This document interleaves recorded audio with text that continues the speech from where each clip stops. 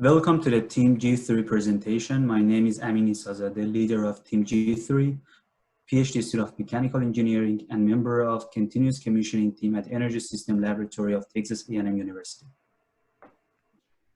Hi, I'm Halima Kandasi. I'm a third-year PhD student in architecture. I am Prajesh Jangle and I am first-year doctoral student in mechanical engineering. I'm Shinuli. I'm a master student in architecture and currently I'm working in ESL Building Energy Performance Analytics Group. I'm Suraj Alimi, current master student in electrical engineering at Texas A&M University. Our project is about Eppright Residential Hall. These are our team members. In this presentation, we will give you an introduction of the building. As an introduction, several sustainable energy measures with their details are proposed. In addition, some approaches are given for engaging the students in some sustainable activities. As a building information, the building is a residential hall named after George Eppright, built in 1989 in 4 floors, renewed in 2014 and occupied by 234 students. Total ventilated area of the building is 67,283 square feet. 2 rooftop units with ERVs and fan coil units are serving this building. In this part, we're going to talk about building simulation and utility data analysis. It starts with thermal zoning and building simulation, then continues with energy usage, EUI and ECI, and the summary of the data analysis. For thermal zoning and building simulation, we use VNAM software developed by Energy System Laboratory of Texas A&M University.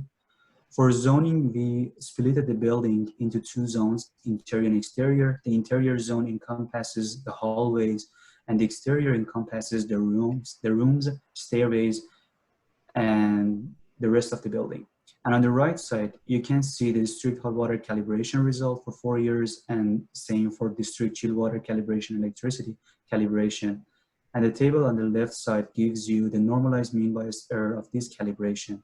0% for electricity, -1% for district chill water, and 1% for district hot water. And this is a graphical summary of how energy has been used for the last 4 years in Eppright. And these are chilled water and heating hour consumption plots. The data from 2016 to 2018 looks relatively stable, but the chilled water and heating hour consumption of 2019 was higher than the last 3 years. And the reason was identified as unified set point reduction. The plot here is electricity consumption, and it is affected mostly by the semester schedule, and the data is stable.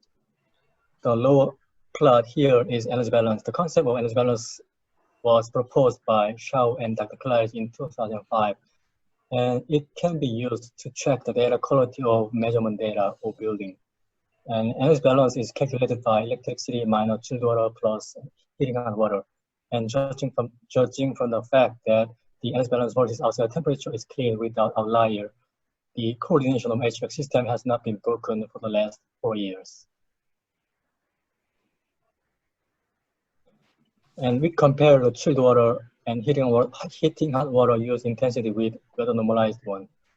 To calculate the weather normalized EUI, the energy consumption was divided by cooling and heating degree day respectively.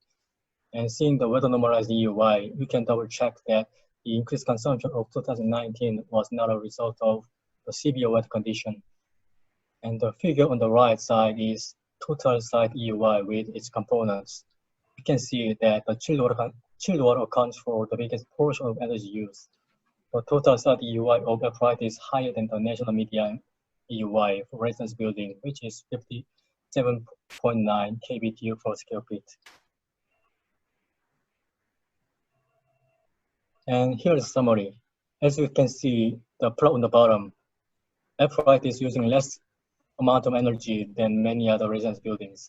And based on the fact that this building was renovated in 2014 and it's relatively low EUI and quite stable and clean data, Eppright building and systems appears to be working without big issues, and HVAC system coordination is thought to be in the optimal state.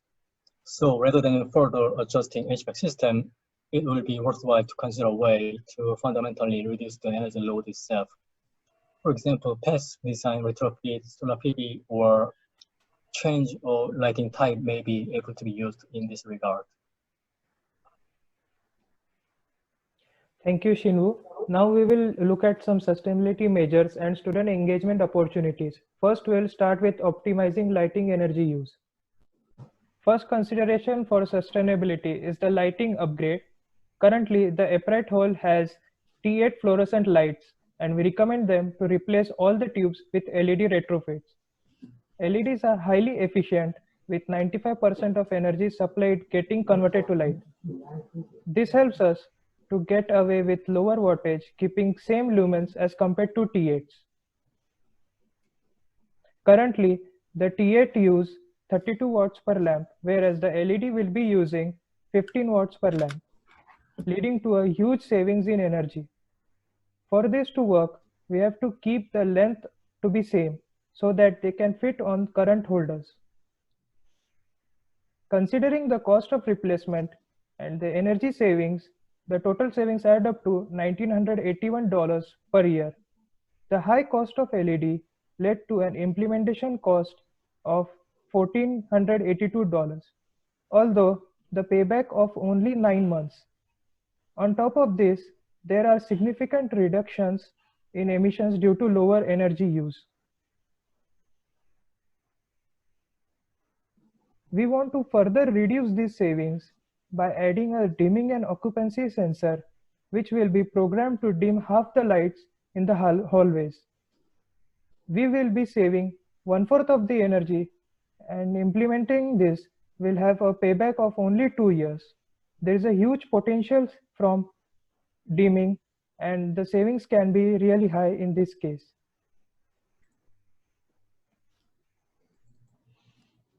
The windows are a major factor in controlling the internal conditions of the room. Currently, the Eppright Hall has single pane windows.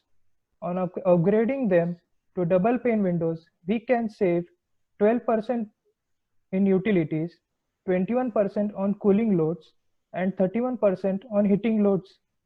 Also, the payback is very low as 5 years. Here we have the solar panels that we will recommend for this building. The first setup on the left will offset 96% of the output, while the second option will offset less than 10%. They have similar materials, but they have different size. The system size for the first setup is 363 kilowatts, and the second one is 39.5 kilowatts. This system output payback time varies. One is 15 years, and the second one is less than 2 years. Thanks, Raj. Here's green roof alternative. The main purpose of the green roof is to mitigate the stormwater runoff. The plants on the roof will reduce the temperature of the roof, and also it will reduce the cooling loads. And it works like the green roof will absorb the rainwater, and the rainwater will go to the water recovery systems, where it will transform to non-portable water use and get back to buildings. Next, please. The accessible area for green roof that we recommend is around 2,400 square feet, and which will cost around $62,000. That will save us $14.36 per square feet of reduced infrastructure improvement and stormwater fees, and also $6.5 per square feet of cooling and heating energy savings. Excuse me. $2.4 per square feet of installations fee and maintenance fee, and it will have a 6.5 years payback. The average rainfall in College Station is 40.1 inches, which based on our calculation will give us that Eppright Hall will have 60,900 gallons rainfall per year. And green roof can capture and retain 62% of this annual rainfall, which will be 38,000 gallons per year water saving. that can be used for other activities like flushing toilets. The other student engagements, we recommend food-based composting, as we have 234 residents at Eppright that can produce 42 tons of food waste per year. If we provide multiple recycling bins, including food waste recycling, with help of anaerobic digestion and collaboration of Eppright's residents, where we can produce 35,500 kilowatt hour electricity per year just out of food waste. Also, with food waste recycling, we can have compost, which is rich nutrition for soil, and then we can offer student gardening for Eppright's residents to grow their organic edible plants. And this will have benefits such as soil and water conservation, reduction in fertilizer, and protection of quality of groundwater, but most importantly is stress reduction for the students. Benefits of commissioning is very important aspect of this presentation of ours. The benefits of commissioning, as you can see, commissioning is very important for the building. In order for the building to function with respect to sequence of operation, the electrical, lighting, life safety, plumbing, and building envelope have to be commissioned. These pictures on the right explain what equipments and systems needs to be tested. The fan coil unit needs to be visually inspected in order to see if debris or leakage are present. The temperature sensors and light sensors have to be calibrated. And also the motors have to be tested in order to see that it performs with respect to sequence of operation. The benefits of doing this will save energy, improve the indoor air quality, and operations and maintenance of the building. Building automation system is very important. There are various vendors in the market, but one that we would like to recommend is Metasys by Johnson Controls. Here, it explains the benefits of using a building automation system, which can easily integrate HVACs and non-HVAC systems on one platform. We can use the IP controllers to understand the behaviors of the equipment in the building and also operate them in order to achieve desired results. As the conclusion, we summarized all the findings we had and categorized them in utility data analysis, sustainability measures, and student engagements. In the conclusion, the utility data analysis illustrates that the utility data is clean and stable throughout the past 4 years, and the building EUI is low in comparison to other residential halls of the campus, and high in comparison to the national median. For the sustainability measures and student engagement section, we suggested different measures like lighting upgrade with total saving of $2,500, 55% saving in compared to the current lighting consumption with about 1.5 years payback. Then for Windows upgrade, we suggested that it's efficient to have double pane with airtight seal instead of single pane.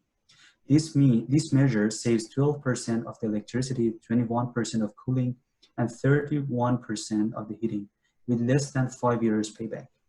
Regarding roof design, solar panel and green roof were discussed. About 50,000 kilowatt hour saving and 38,000 gallons of domestic water are expected to be saved, respectively.